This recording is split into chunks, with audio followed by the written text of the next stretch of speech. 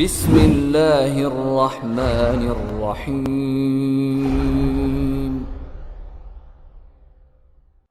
Begini Ustadz, berdosakah kita ketika membaca Al-Quran masih belum lancar atau belum benar aturannya? Terima kasih.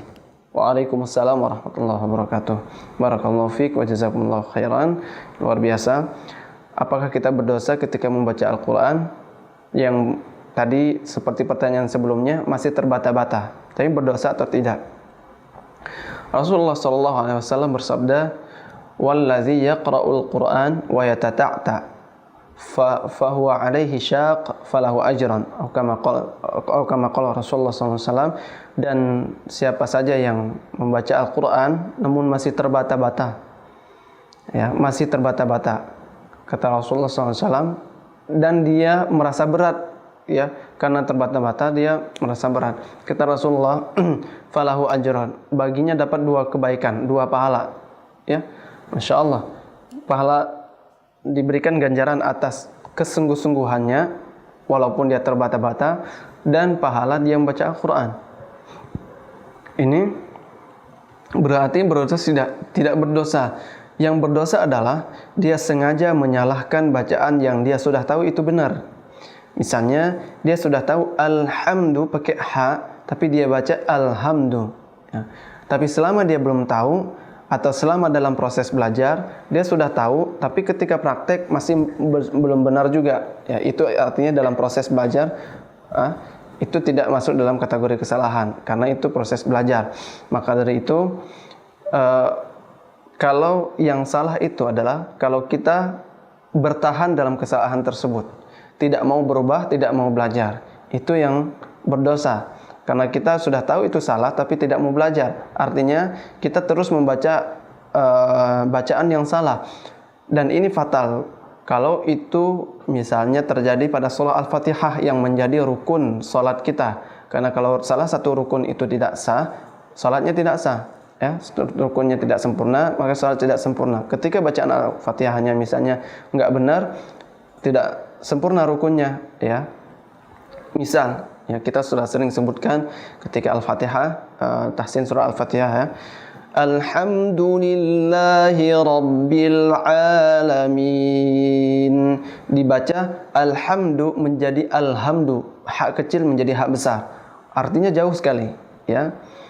Ya, misalnya alhamdu itu segala puji, alhamdu segala kebinasaan atau kematian, ya. Rabbil Alamin, Tuhan semesta alam, ya. Artinya yang memiliki alamin.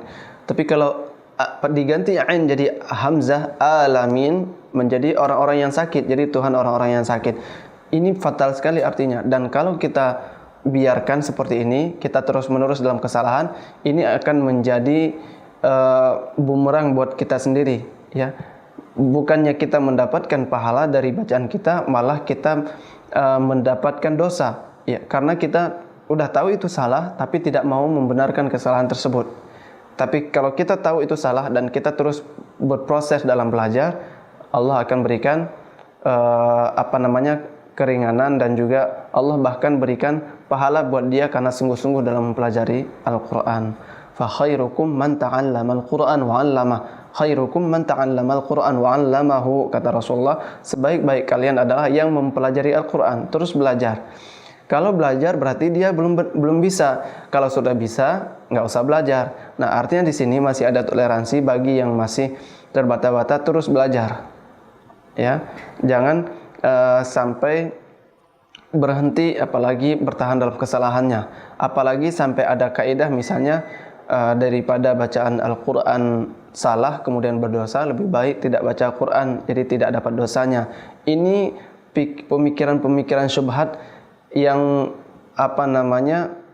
bukan seharusnya seorang muslim lakukan, ya, karena membaca Al-Quran adalah salah satu bentuk dari ibadah yang harus dilakukan, ya, oleh seorang muslim, ya. Dan ini sangat mudah sebenarnya melafalkan setiap Satu huruf Allah berikan ganjarannya 10 kebaikan, dua huruf 10 kebaikan, 20 kebaikan, tiga huruf 30 kebaikan. Dan Rasulullah katakan alif lam mim itu bukan satu huruf tapi 3 huruf. Dan kalau kita hitung bismillahirrahmanirrahim itu 19 huruf.